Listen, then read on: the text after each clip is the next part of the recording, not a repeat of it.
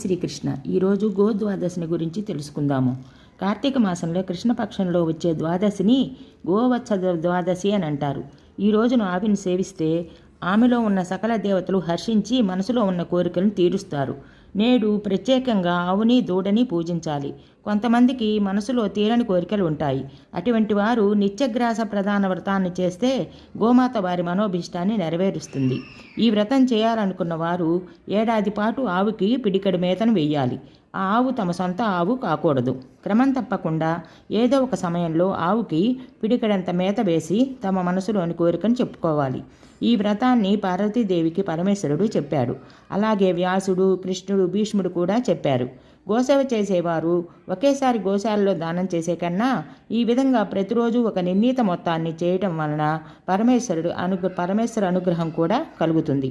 ఇది ఈరోజు అనగా కార్తీక బహుళ ద్వాదశి నాడు ప్రారంభించి మరలా వచ్చే ఏడాది కార్తీక బహుళ ద్వాదశి వరకు తాము అనుకున్న ₹2, ₹5, ₹10 వారి శక్తి మేరకు ప్రతిరోజు గోశాలలో పే చేసి గోవు అనుగ్రహాన్ని, పరమేశ్వర అనుగ్రహాన్ని పొందండి.